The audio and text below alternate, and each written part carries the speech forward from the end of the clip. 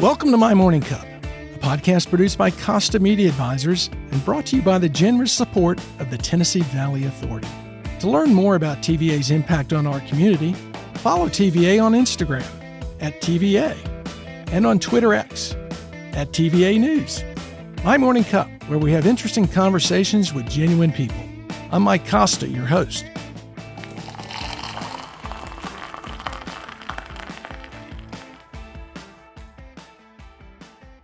My guest this week is Troy Kemp.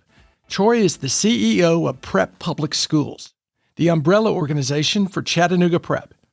Troy, before we trace your personal journey from migrant work picking produce to attending Colgate University to your more than a quarter century at Macaulay, let me ask, what's in your morning cup?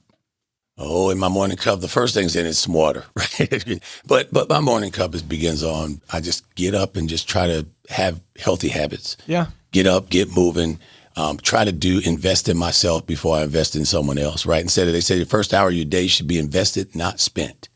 So what do you do in that first hour to really take care of yourself? It's meditate.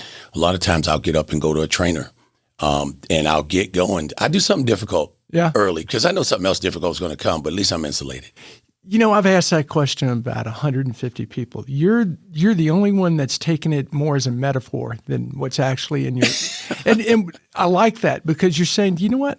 I'm investing in myself. My morning cup consists of these different activities. Well, you know, coffee is sort of food for your body, but what's the food for your soul? Yeah. And I just wake up, get soul food first. Right, that's the best low calorie diet you'll have. You were right when you said you could talk in tweets and sound bites. That's perfect. I love it. Hey man, I'm having fun. I'm so glad you're here. I did not know you, but I knew of you when my girls were at GPS because they knew your sons and daughters, and obviously your reputation when you were at Macaulay. We'll eventually get to that, but I want to start where you started, which is in Riverhead, New York. So you're born and raised in Riverhead, or? Yes, sir. Yes, sir. And my family, I didn't grow up with a dad. My dad's from Eastern Shore, Virginia, but my mom is from Hastings, Florida, which is right outside of St. Augustine, home of the white potato. You go get that, right? Not the flour, but the white potato, just the potato, right? Really? Yeah, man, that's what I'm telling you. But we were migrant workers. And so, you know, it just depended on the season. You know, my mother went to 5 different schools in 5th grade because of migrant work. So I ended up in New York because, believe it or not, on Long Island, on the East End, there are sod farms, but they're potato farms. And there was a big white potato season where you bag them up and you put them in the bags and that produce. So my aunt, my mom's sister, lived in New York, and she had a son that was older than me by a year. And when my mom was in college, I was born. And so she wanted to go back to school. My aunt lived in New York. Schools were good. She said, can you watch my baby for a couple of years while I finish school? And I would see my mom periodically, certainly. But what happened is I just grew into the family in New York. And my mom realized it was better for me to be stable than to move around like she did. She did it because she loved me. A lot of kids, that's why I don't judge people who are raised by their grandparents and so forth. Maybe it's not because your parents don't love you. It's because they love you enough to do what's best for you and not always what's best for them. Boy, that's a great point. So were you growing up with your siblings or your cousins? I grew up with my cousins, but they're my siblings. But your siblings, brother, that was your family. Right. I have one biological sister, but my dad, I found out he had 16 kids. So wow. Yeah, man. Yeah, I'm in a whole different thing. That's a whole different episode. But what I would say is grew up with 5 boys, 1 girl, and my aunt's husband passed when I was 5. And so we were a single parent household. And so we had to pick up and do things like adults as kids. So you're doing migrant work as a kid. How old were you when you first got into the field? Oh my God. I was a babysitter, right? Yeah. What would happen is as soon as school got out, literally the next day, we're piled in the car 6 deep and we're driving to Eastern Shore, Virginia. And we have to get there by the morning because my aunt was the cook for my uncle's crew. My uncle had a group of migrant workers that lived in a labor camp. So we go to the labor camp and live at the labor camp. We'd have like our special room, but it was still, the accommodations were at the bottom, right? And what are you gonna do with a babysitter if your mom's working? You gotta go out in the field. So we weren't official workers, we were unofficial, but I remember picking tomatoes like in the heat, straw hat, You couldn't even cry. I told my brother, I said, man, we got a beating for crying, man. We got beaten because we were hot. I said, how can you get beaten when you're hot? But part of it was that was the way of life. They grew up that way. We grew up that way. You didn't have a babysitter because the babysitter was working too. So we were just a working family every summer until school started. So those responsible were doing the actual paid work, Yeah. but you were there because there was nowhere else for you to go. So as you said to me earlier, the row you were on was your babysitter. It was a row, and I knew what infinity was before I knew what infinity was. That row was super long. But the thing about it is when I got older, obviously we were paid. Yeah. And we were pretty good workers when it came to that. You know, when I was in high school, I didn't have to lift weights because I lifted potato bags. I was stacking 50-pound bags all day, like literally from sun up to sundown. And here's the thing I learned. I wear a watch because I like what they look like, not because of the time. We were working based on work, not time. The job the job description. And so when you work with kids, I guess it just like in life, you do the job until it's done, not when you're looking at the clock the whole time. What would you say the average person does not understand about migrant work, both from the job itself and the people who do it? I would say they may not know. A lot of times when you see migrant, you think someone from another country doing the work. There were most of the staff, most of the crew was from the Bowery. We had a person that would literally drive around, pick up hitchhikers, or go to the Boweries, the homeless shelters in New York or different cities, and fill a van full of people, bring them back. And they said, you want 3 hots in a cot, right? I'll put you on a meal plan. You can make some money working at minimum wage, of course, but you can make enough money to live and not be on the street. So people would work 2, 3 weeks, 4 weeks. Some people would work every year. They would travel on the seasons with them. But what most people didn't realize is that when people were doing that migrant work, they had a warm bed to sleep in. Yeah. They had a meal plan. A lot of them had drug addictions, alcohol addictions, and so forth. But one of the things that they didn't realize is those people who were at the bottom, been incarcerated, they treated us with so much respect. I learned more lessons from the migrant workers, guys that have been previously incarcerated. They would tell you, don't do what I did. I knew people who had PhDs, but they had taken drugs and lost their everything and even their wits in some ways, but were brilliant. One guy used to rhyme everything he said. He wore a tweed jacket with horn-rimmed glasses and would rhyme everything he said. I said, the guy's a genius. They said, yeah, he's a genius, but substance abuse took him off. He was a PhD. He was a professor in college. We used to call him the professor. Mm-hmm. So I met all these characters, and I had the storytellers. They would be. So I grew up with storytellers. That's why I'm a storyteller. And so I think part of it is that it's a tough spot to be in, but we also knew at least it was somewhere to be, right? That camp was safer than the streets for a lot of the people. You had a place of being. Right. It was miserable for me because I was at a different altitude and environment. But for them, for a lot of them, they were sleeping on the street the day before. They were hitchhiking, didn't know where they were going to go. At least they had somewhere they could take a shower. Yeah. How long did you do this as a kid? So oh my gosh! So I was 18. I bought my first car. I bought my first car for $1,000. Here's the strange part. I bought it for $1,000 at an auction. My insurance was $2,000. I lived in Delaware. But here's the point. The point is, I did it until every year when we got older. That's how we paid for our school clothes. Mm-hmm. So we literally worked to pay for our clothes. One good thing about working in migrant work, I always had money in my pocket. It was more than the lint I had when I was at home, right? So, we just worked every summer, and it was like, we're going to help pay taxes. Now, my mom would send money. She worked different crews, and I would spend time with her in the summer too, but she would send money for the family. So it wasn't like my mom abandoned me. My mom would send money every month for me and every month for the other kids. And Christmas, she would send money. She just wanted you in a more stable place. She wanted me in a more stable place. She loved me. I think part of it is that she realized that she couldn't make money. She got a college degree. She was a teacher, believe it or not. But she worked in one of the worst districts in Miami, and they ran her out of teaching. So she went back to migrant work, because she said, I can make a lot of money doing this work, but I have to keep moving. Boy, what's it say about teaching in some places that it drives you back to migrant work? Well, they tried to cut one of her toes off. They tried to what? Under the desk, they tried to put scissors, cut one of her toes off. Yeah, these kids were, this is one of those schools that didn't have windows. Wow. I think a lot of it was, back in the day, being a teacher was really a big thing. Mm-hmm. Again, the choices that people make, they have a lot of different options for careers now. So that's one of the reasons why you don't see as many teachers. You could do so many other things. Back then, it was an honor to be a teacher more. Now it's like, why are you teaching? Yeah. What's wrong with you? Yeah. And that just depends on the mindset you have. Yeah. Mindset's so important with it. So as you're growing up, you got into sports. What were some of your extracurricular activities? Well, sports were entertainment. I mean, literally, we played football, two-hand touch football in the street before the bus came in the morning. Mm-hmm. When the bus came out the afternoon, we played basketball. We played sports, pickup sports. My neighborhood was full of kids. That's what I love too. And that we were a lot of migrant workers that lived in the neighborhood as well. So we kind of would travel on the season. We'd see each other sometimes. But the main thing is sports was a way of life. And it wasn't even like we were all trying to go to the pros. We just were competitive as heck. Yeah. The girls, the boys. I remember we used to box, man. We used to play basketball. We played two-hand touch football, sandlot baseball. We would box. We would literally form a ring, get these old boxing gloves that probably weren't even safe. Boys and girls, we just diced them up in there. 3 rounds, man. And you realize as a boxer, holding your hands up for 3 minutes is impossible. People don't understand how long a 3-minute round The is. stamina just holding your hands up.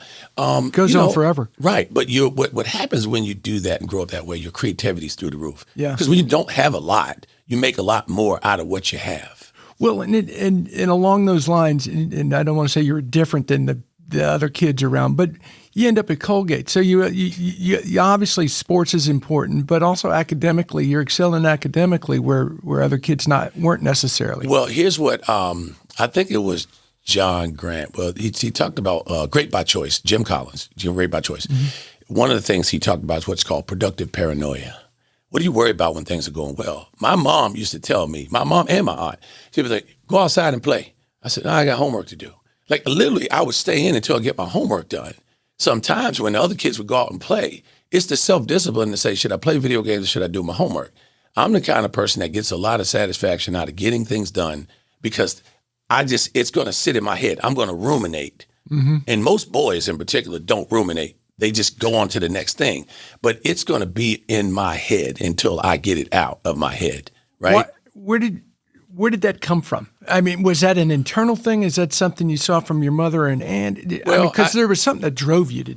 Well, and this is what I learned when I did the study of boys. There's nature, nurture, and culture that affect all of us. Nature is like the clay. Nurture is like the potter. Culture is like the kiln, right?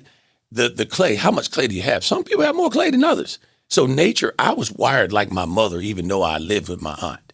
My mother's exactly that way. It's borderline. It's sort of like you be a little anxious. Right? The anxiety can it can heat you up or burn you up, right? Anxiety, productive paranoia in the right way, it'll keep you alert. If you don't have any of it, you just don't care about anything. You don't say what if at all. And you're getting lucky versus being intentional. And so for me, it was always one, I was recognized for academic excellence early.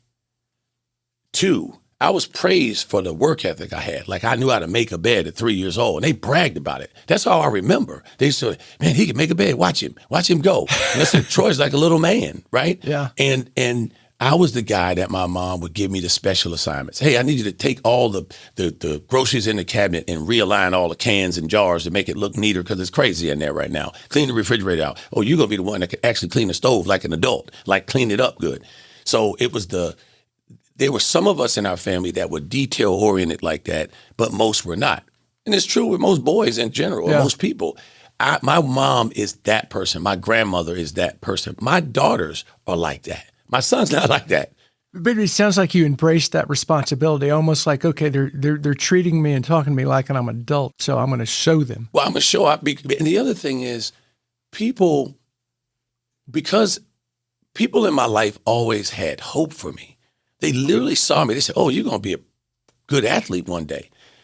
I was the smallest kid. I was 4'11" in the 8th grade. Wow. Right? But when I made A's and when I was in math, I remember being in 3rd grade math, we had these contracts where when you get to a certain level of mastery, you can go to the next grade level. Yeah. So when I was in 3rd grade, I was in 7th grade math because I kept going because all you had to do is get 90% or better.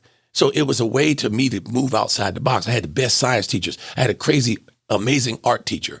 I was an artist. Most people don't know that I draw, paint, video production. That's like my other low key. Mm-hmm. Like I would do that if I wasn't doing anything else.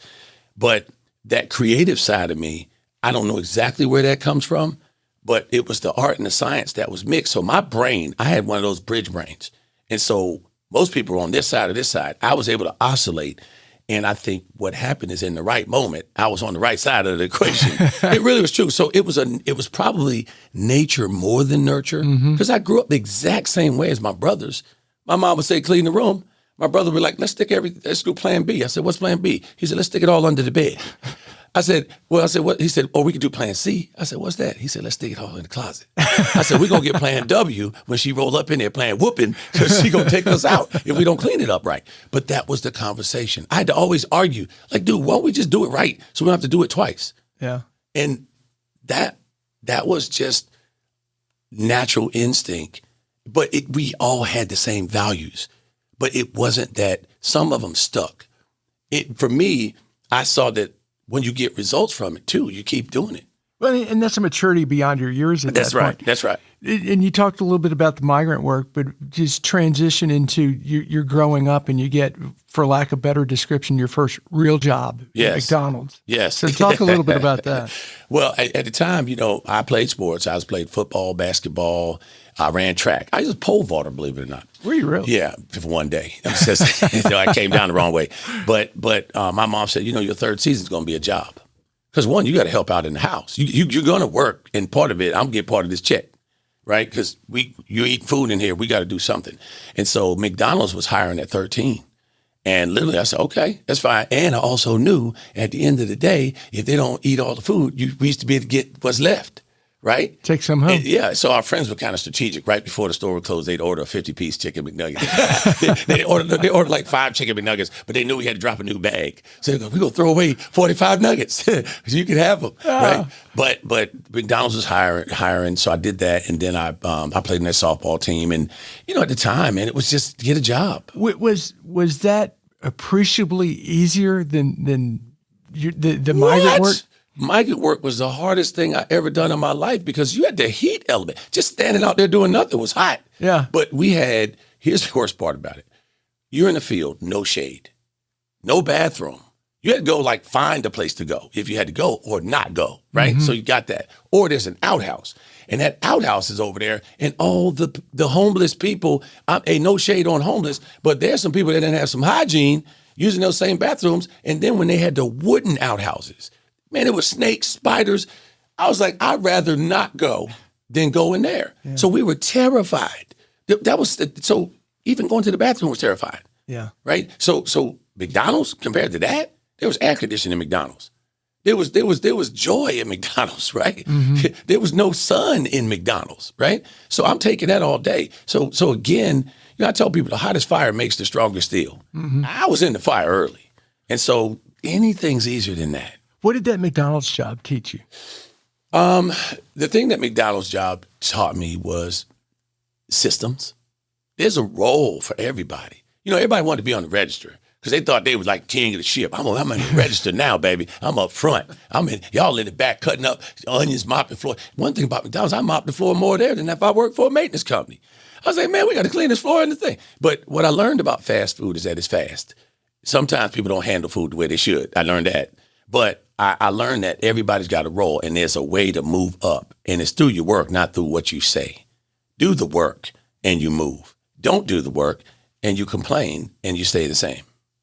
So that's what was helpful there. So you're growing up obviously in tough beginnings. Yes, sir. I mean, not just the migrant work, but you're observing people making the wrong choice. Oh my gosh! And, oh yeah. And how does that affect you? Because I want to get you to Colgate. So talk a little bit about how your surroundings kind of spurred you on. Well, the thing that spurred me on, first of all, my guidance counselor. If I had to put one person on my personal Rushmore, my high school guidance counselor, Mrs. Fielder. First of all my teachers saw me as a champion.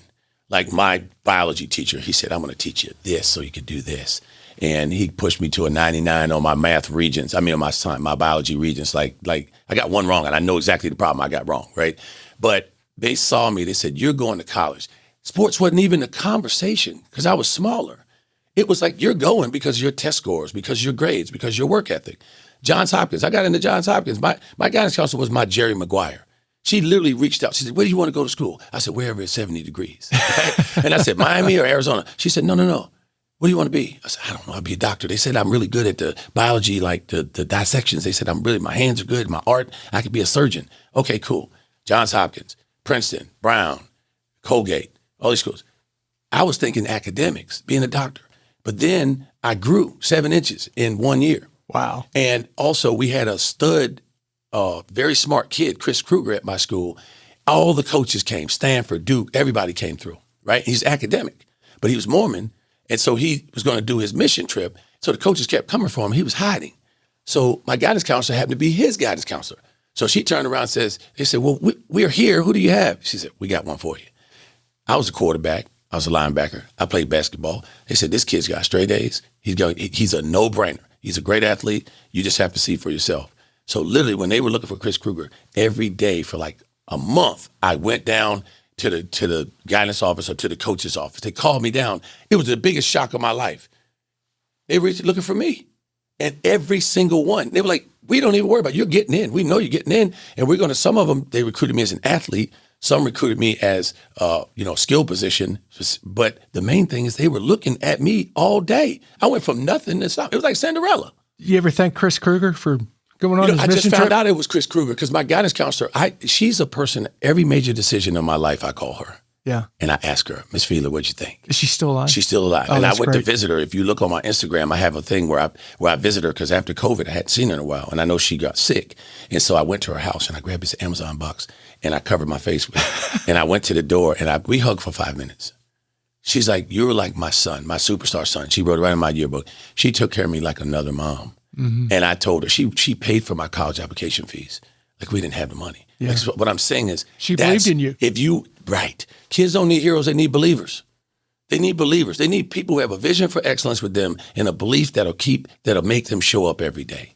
And so when you talk about my transition to Colgate, my coaches helped me play ball, but it was my guidance counselor who put me on the map, who made sure, and she helped me with decisions. And literally, I respect that tremendously. So why not be a hope dealer? That's why I wear hope dealer on my shirt. So you go to Colgate, you major in mathematics. Yes, what is sir. it you envisioned yourself doing? Well, I was going in pre-med, believe it or not. And the reason why I chose Colgate is because the work hard, play hard. Here's a group that played high-level Division I AA football. They had the toughest schedule in the country, but they were like an Ivy League education. I said, I can have the best of both worlds, right? I went in as a pre-med major. One of the things that changed me a little bit is when I saw I had to buy the books. I had $600 worth of books to buy, and I had $6. I said, I can't do that. So I found a way. I said, I'm going to buy the math book. I was ahead with my AP credits. Right. I was ahead in science and math. So I jumped into Calc 3, and I was able to I was ahead. And also, I wasn't much of a writer. I could write, but I was better in math. So I moved in as a math major. I was like, I don't know what I want to do. But here's the main thing. I don't want to go back to my mama's house because there's no room there. I want to help my mama. So I had a job offer in advertising because I did some internships when I was at Colgate. I tried to take advantage of the network. Advertising. That was your creative end too, right? Yeah, computer consultant, advertising, a lot of sales jobs. Procter & Gamble. I got a job with P&G, and that was a big one to get at the time. Oh, huge. Right, it was the one, right? It was like 5,000 people applying, and I got that job. I learned a lot in the interview process. But then teaching, I was like, I'm not teaching. I have to have on a suit. The day that I was at the last interview, I'm walking to go back to my apartment, and there's a guy in there with a headhunting service for a placement service for private schools. Judy said, go in there and talk to Chris. I said, I don't want to talk to him. I don't want to teach. I don't want to be broke. I've been broke already. Why would I be broke again? Literally, I walked in there and talked to him, and he talked about teaching with a different light, about mentoring and about coaching and about life in the school. And I said, what? And I just lit up. And I said, well, I'll go visit one school because all I had to do was apply to them, and they shopped for me. So they sent me lists of schools that were interested. Man, I'm black, male, could do math, coach football. I wasn't even a lacrosse guy. I was just football. Mm-hmm. Literally, they sent me all these schools, and I said, I'll visit one. I visited one school. I taught a class. The kids were just the energy from the kids. I called my mama. I said, I got to turn down these other jobs. I got to do this for at least 2 years. My mama started crying. She said, boy, we done been through everything, man, and you got $1 million education for free. And you could do anything in life. It's no disrespect on teaching, but you could be anything. You, the one out of all of us, can do anything you want. You got the key to anything. You're going to teach for $17,500? You turned down a job for $35,000, and that was going to be 6 figures in 3 years or 4 years? That's when I knew that feeding your soul was just as important as feeding your family. Yeah. And it was just me. I said, I've been broke before I know how to do this. That's how I ended up moving into education. How hard a decision is that? And I know it's feeding your soul, but here you are, you're a young man, and we talk a lot on this podcast about following your passion. Right. And you did it at a young age when it's hard. Well, I didn't see it. I didn't see it as 35 years later. I said, here's what I didn't want to do. I didn't want to go to grad school just to go. I wanted to know what I wanted to go for. I didn't want to go for mathematics. Yeah. So I wasn't sure this job was I said, I'd teach for 2 years and then go to grad school. That's what my plan was. Because I also knew, again, having a growth mindset is everything. So it wasn't just about tomorrow. It was about the day after tomorrow. That's what Colgate taught me to do, is long-range plan. Yeah. All those interviews said, what do you want to be in 5 years? Nobody asked me that in my neighborhood. Yeah. Most people said, I want to be alive tomorrow. That's a different perspective from saying, I just want to live to see tomorrow versus I want to be head of this company in 10 years. That's a completely different shift of perspective and outcomes, right? In your mindset. So again, I thought I'd teach a couple years. And my son was born, got married, and I was like, man, 17.5 is not going to cut it. That's how I ended up at Macaulay. I said, I like the teaching thing, but it's got to be a better like financial setup than this. So where was your first teaching job? Wilmington Friends School in Delaware, Quaker school. I was looking for the Quaker like the oatmeal box. There was no Quaker like that. There was regular people. Yeah. I literally said, where's Quakers? Where's the Quakers? He said, right there. I said, where? I didn't know. But what I learned there is that everybody's got light. Yeah. The Quaker philosophy is that everybody's got light, man. We're looking for it on the outside. It's on the inside.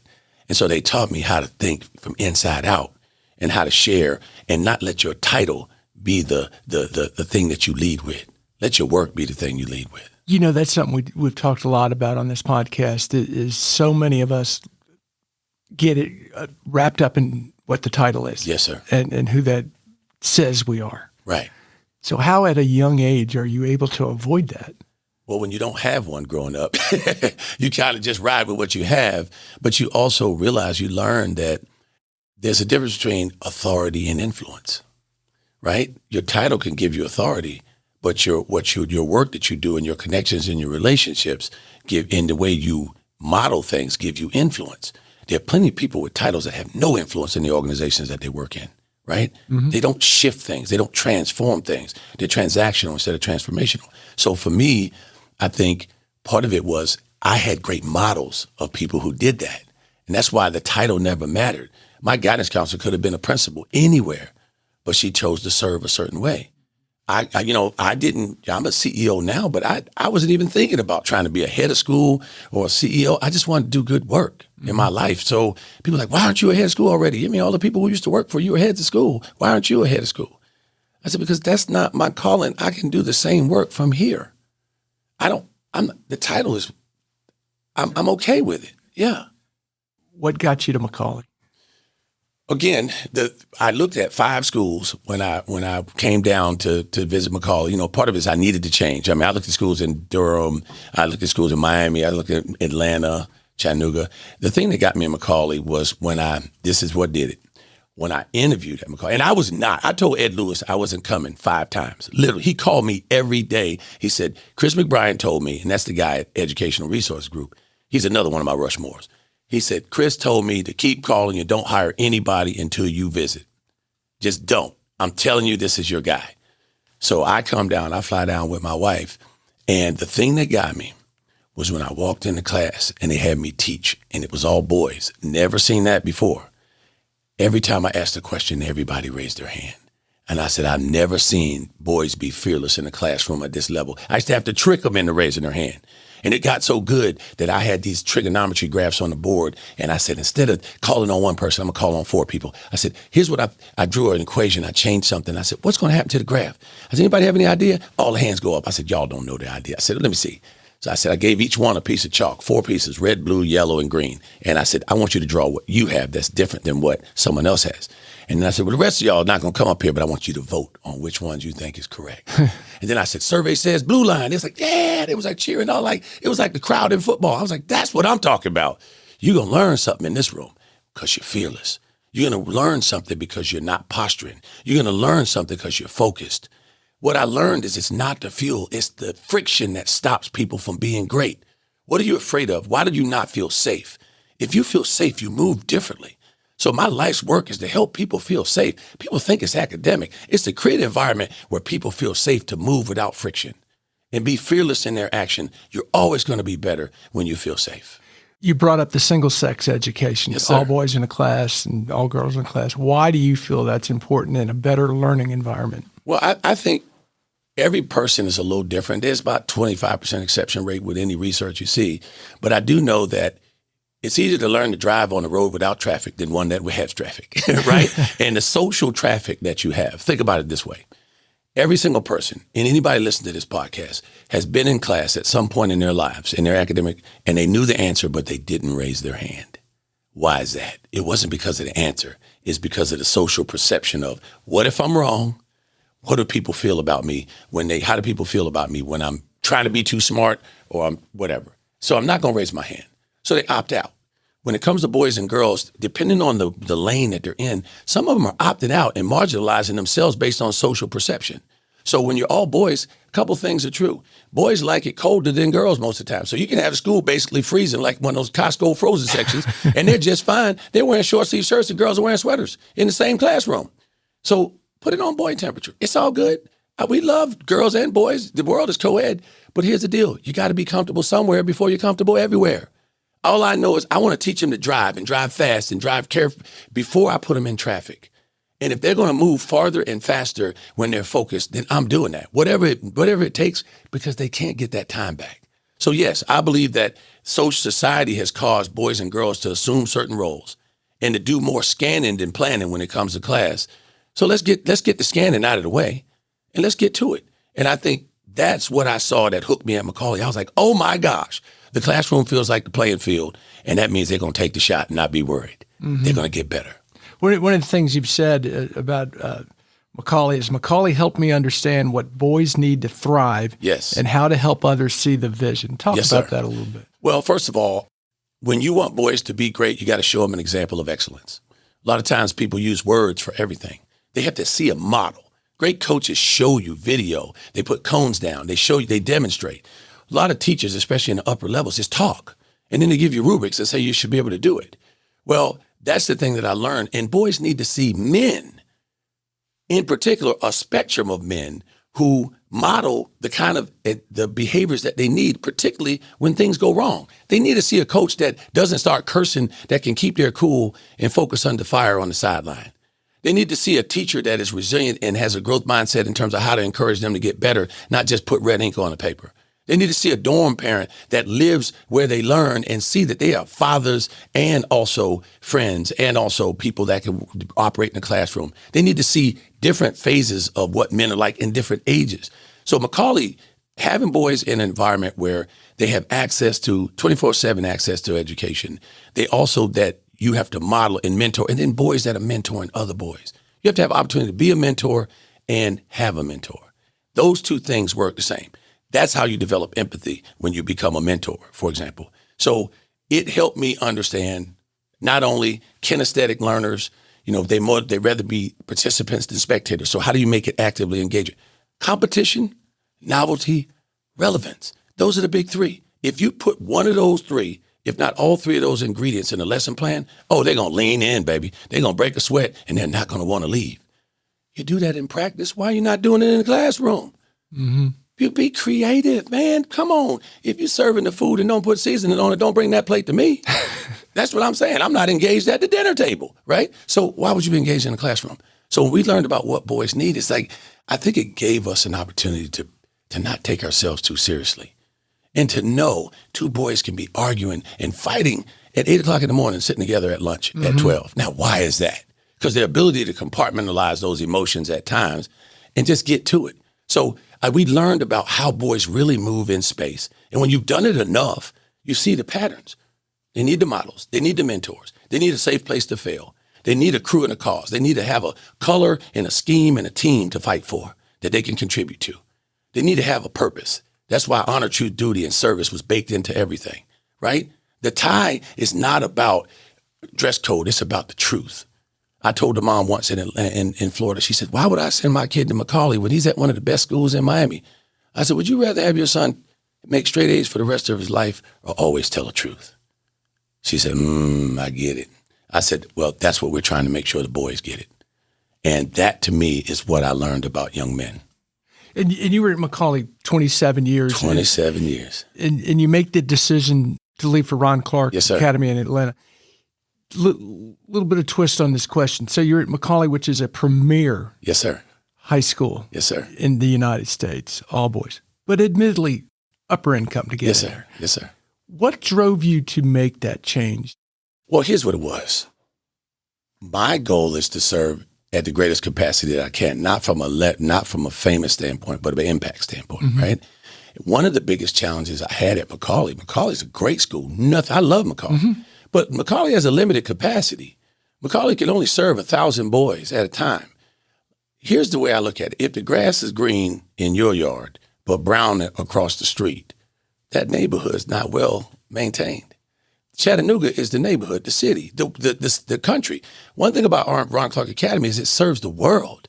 It's a school for 180 kids, but it trains 15,000 educators a year that go out and use those best practices everywhere. It's kind of like if Macaulay opened its doors and let people come in to see how to teach boys. Now go back and do it in your classroom. We'll explain that concept a little bit because I don't think everyone's familiar with it. Yeah, most people. So one of the things that I did in my last few years at Macaulay is we created the National Center for the Development of Boys. So we created a nonprofit to actually do that, to go out in the city of Chattanooga and around the country and share what do boys need to thrive? What are the best ways when it comes to reaching and teaching boys?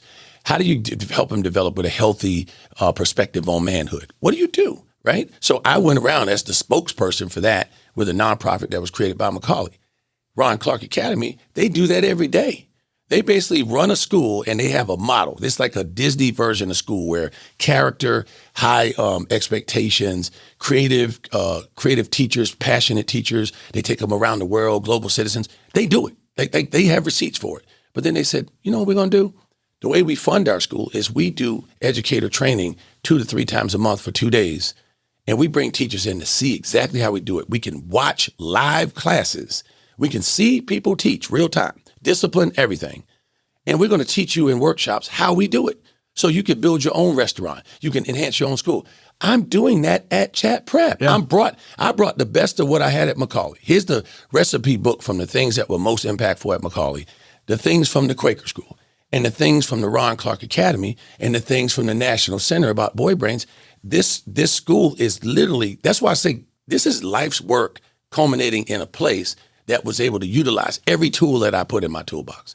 How long were you at Ron Clark Academy? 6 years. And in 6 years, I've trained probably 70,000 educators, and I traveled around the world, and I got to see school systems that were transformed by the practices of Ron Clark Academy. Yeah. The house system, which we just implemented at our school.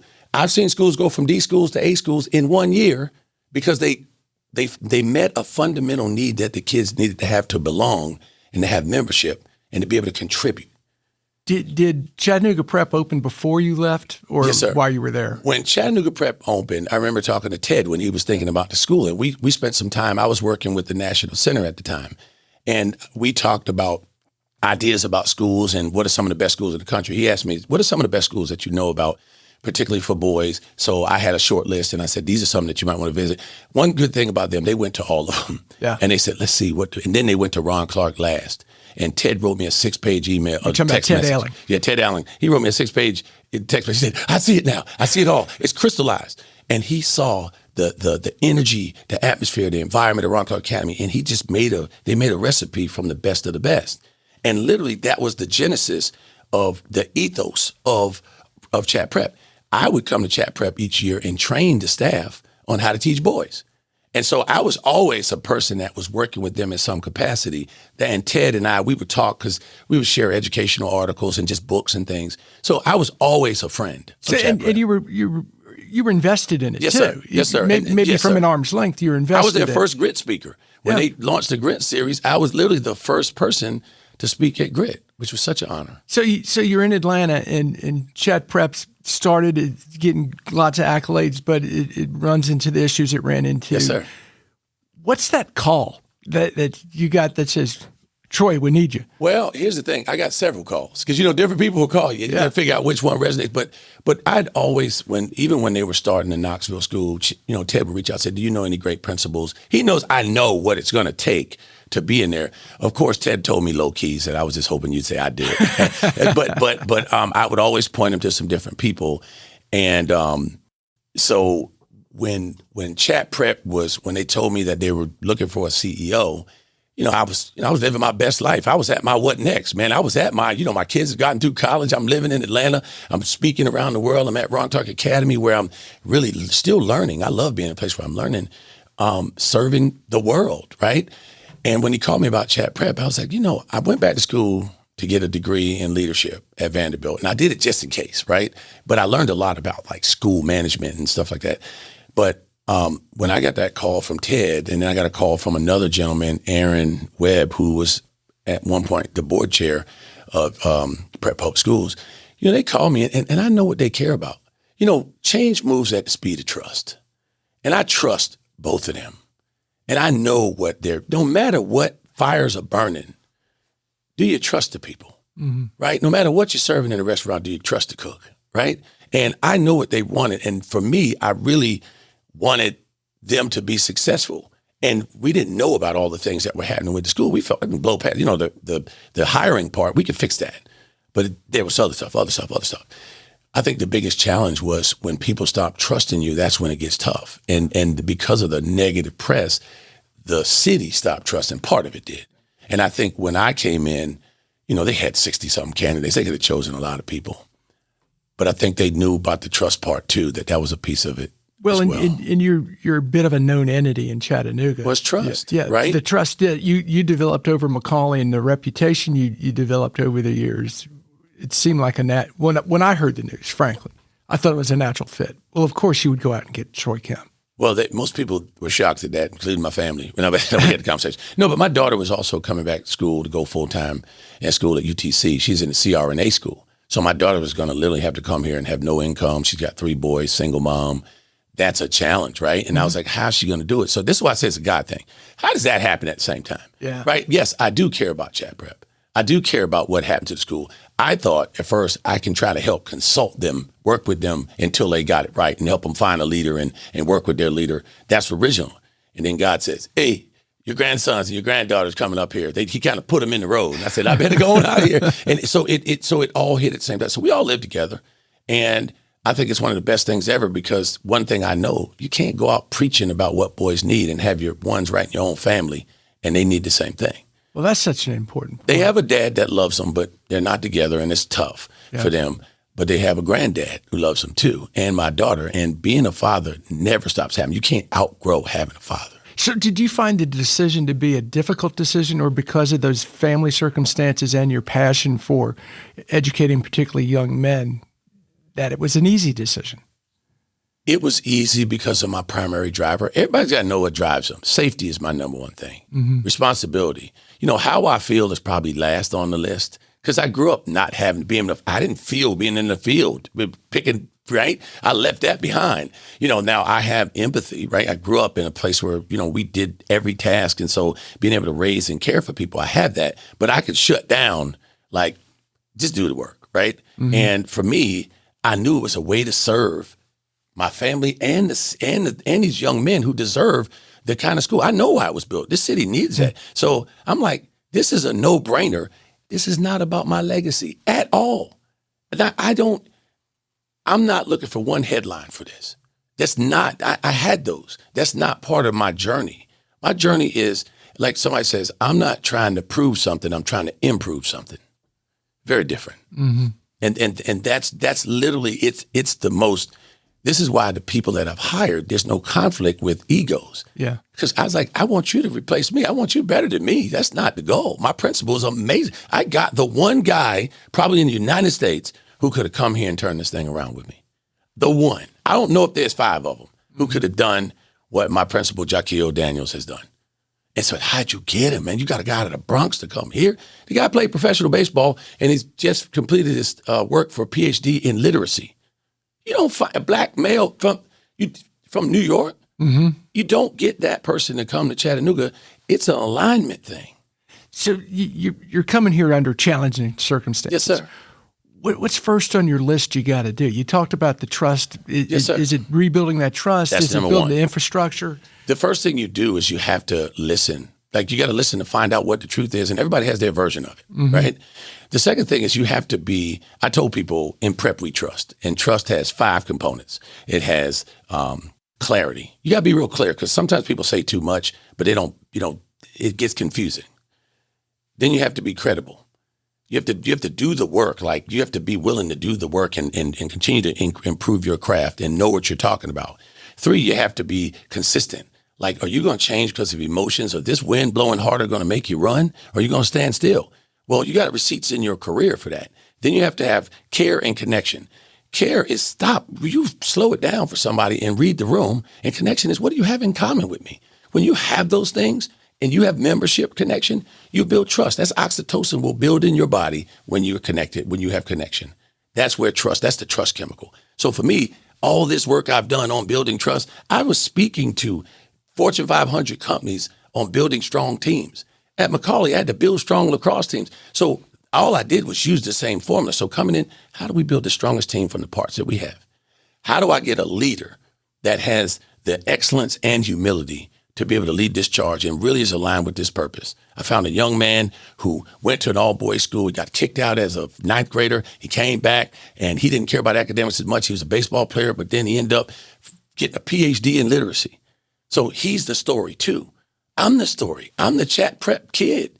My family's the Chatt Prep kid. So I couldn't give up if I tried. So coming in, first things first, communicate.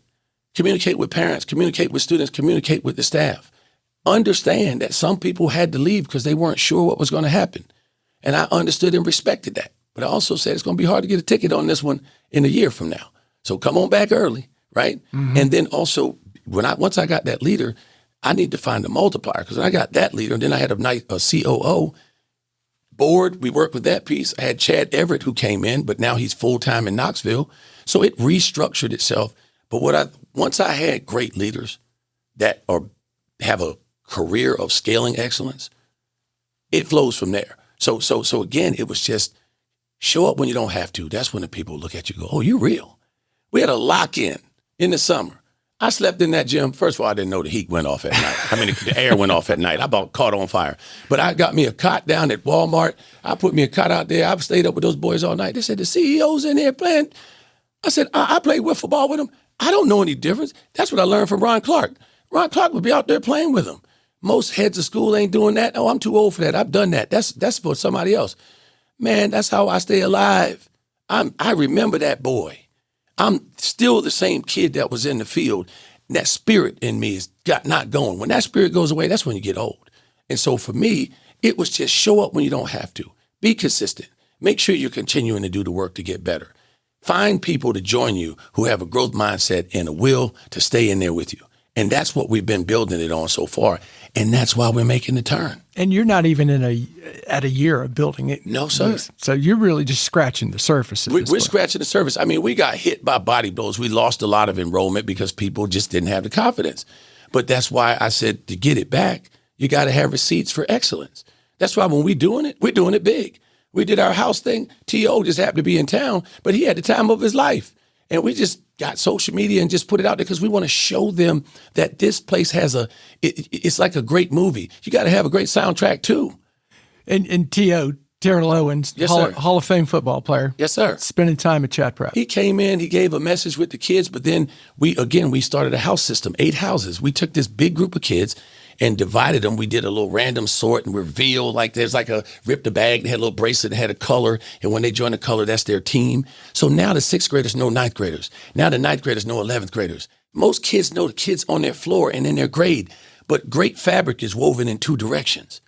And so what people are seeing is that the house system is shown to get families involved, to get communities involved.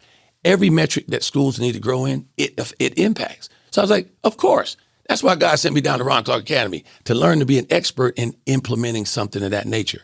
Jaquil, he's running the blocking and tackling when it comes to academic excellence. We're coaching teachers, evaluation, feedback every day. You've got a great quote that I want to repeat to you and get your feedback on it. Yes, sir. We can only change the narrative for families if they trust us with their sons. That's exactly it. And again, that's all things. If you think of anybody in your life that has made an impact outside of a family member, you had to trust them, because when you trust someone, you'll move beyond your comfort zone. And as parents, if they don't trust you, they will not partner with you. And you can't do this. Here's the deal, 2278.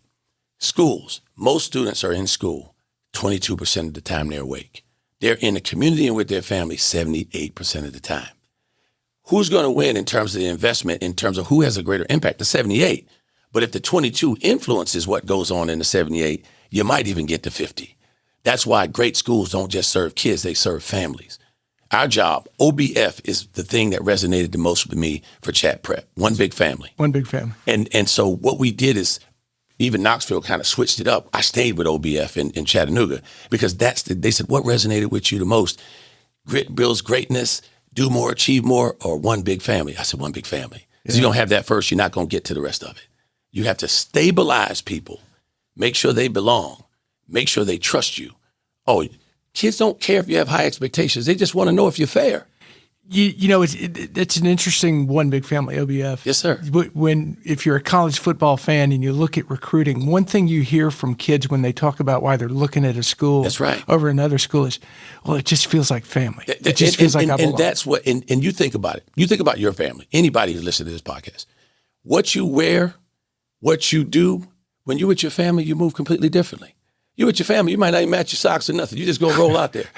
But if you're with strangers, you're going to change your outfit 25 times because you don't know how they're going to judge you.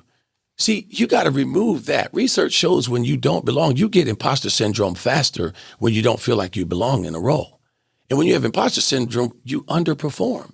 You stress yourself out. So why would we add that to the equation? Our job is remove the friction and they move with less effort. You've made a lot of progress since March. Yes, sir. But you're in this for the long run. Yes, sir.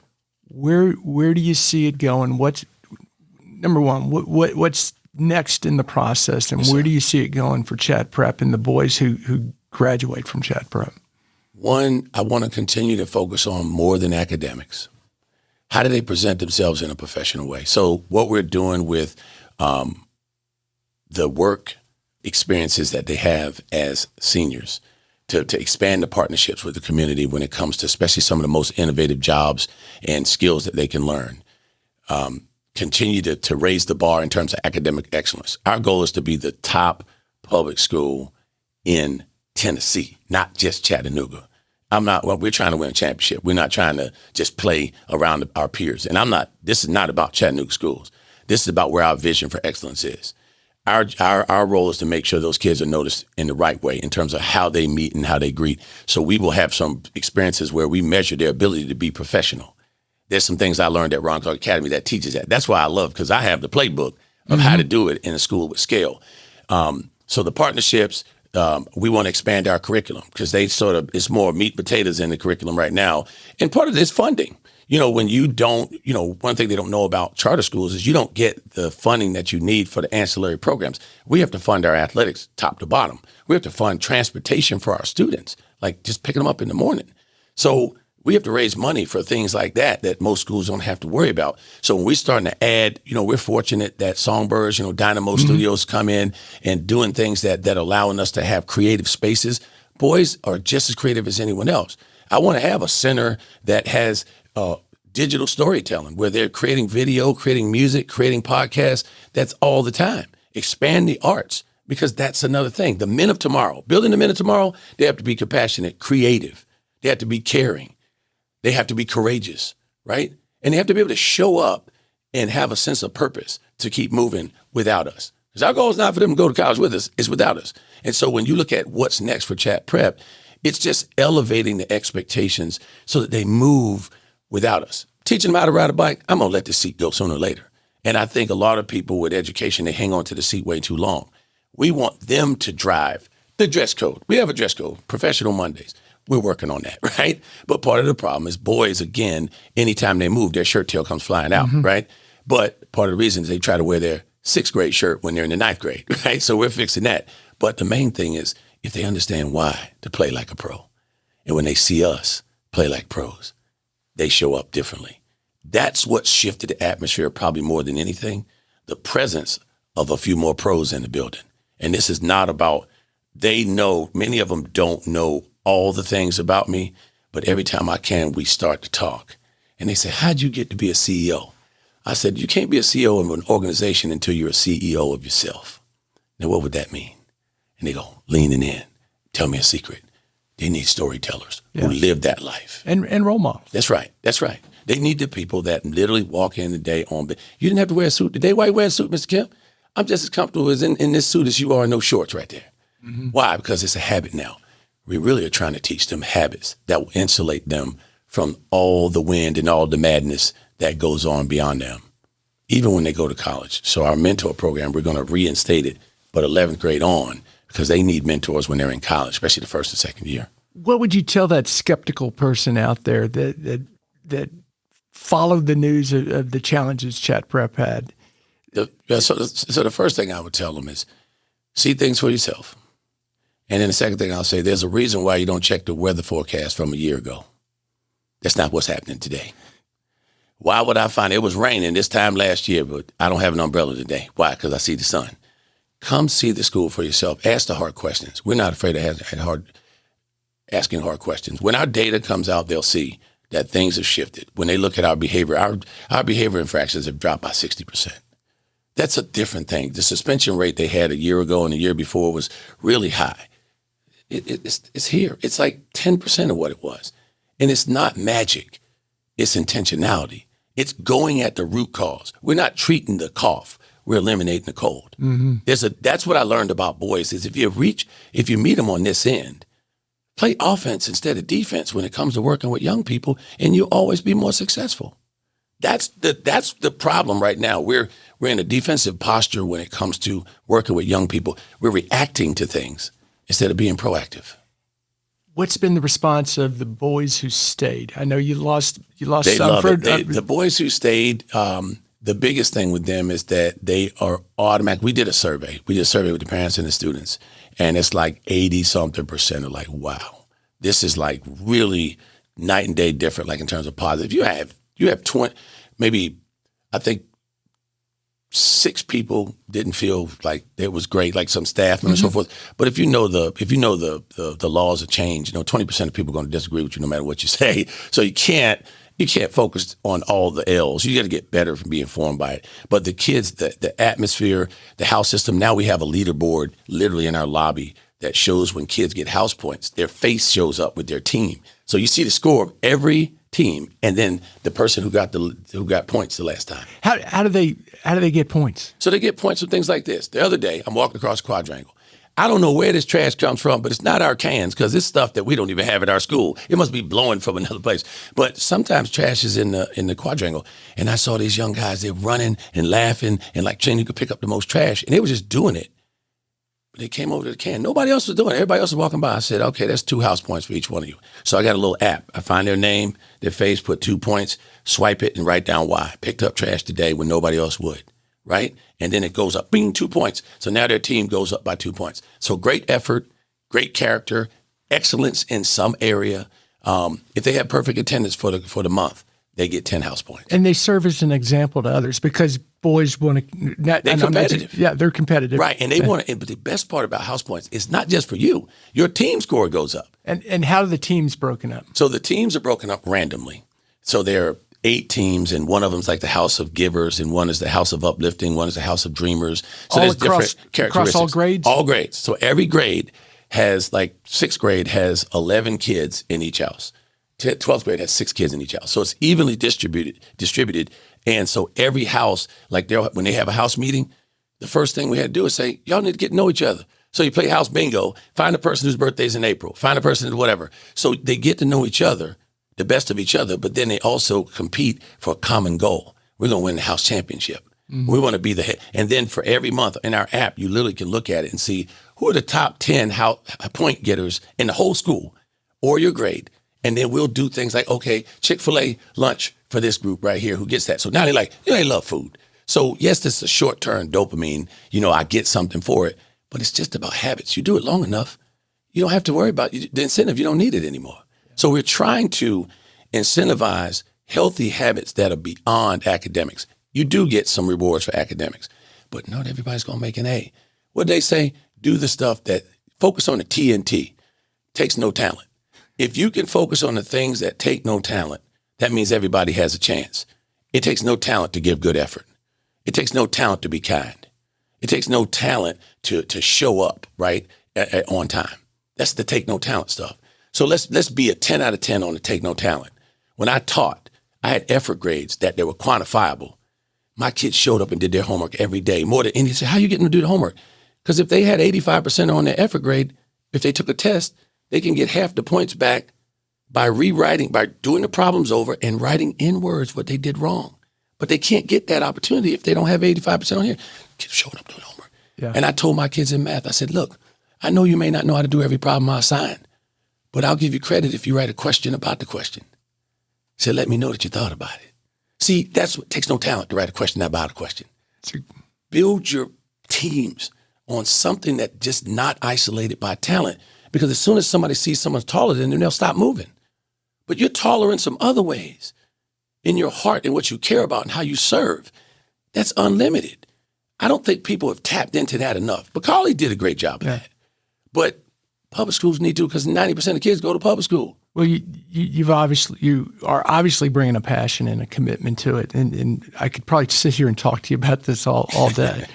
I get excited. I'm sorry. No. This is perfect. I do have one last question, but before I get to that question, I do want to remind listeners who makes all this possible, Troy. And it's thank you to the Tennessee Valley Authority for sponsoring My Morning Cup. Follow TVA on social media to learn more about its multifaceted mission of service, and visit TVA.com/do-good-here to explore exciting career opportunities at TVA. All right, Troy, this is my standard last question, but to a great degree, I think you've answered it. But I'm going to ask you it directly. What would you tell that 25-year-old Troy Kemp is important for a happy life? The first thing I talked to that 25-year-old and said, make sure that you're balanced. Too much of anything can take you out, even oxygen. Stay balanced. Surround yourself with people who disagree with you, because they'll help keep your perspective. Yeah. If you're afraid of the outcomes of doing something, just do it anyway. Just do it scared. Like they said, if you don't have the courage to do something, just do it scared. Keep moving. Mm-hmm. It's okay to cry, right? I didn't start crying in public until I felt safe, because I know my tears they're no threat to me anymore. When I was a kid, crying, get you, whatever. But I think that's one of the biggest challenges with most people. When they're afraid of something, they stop moving. You can cry and walk. Right? Just wipe your eyes and make sure you look at where you're going. But also, what I would tell my 25-year-old self is that you don't have to have it all figured out right now.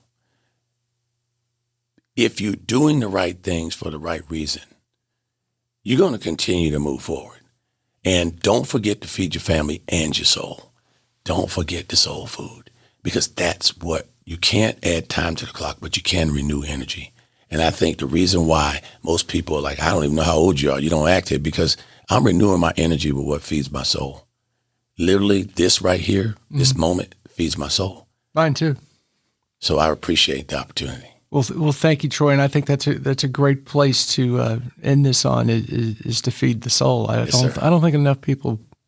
I think people are undernourished. Yeah. I really think people they have a pocket full of money and they're unhappy, or they don't have any money and they're unhappy. Either way, they're unhappy. Well, you definitely fed my soul today. So thank you for being here. I really enjoyed our time. Thank you.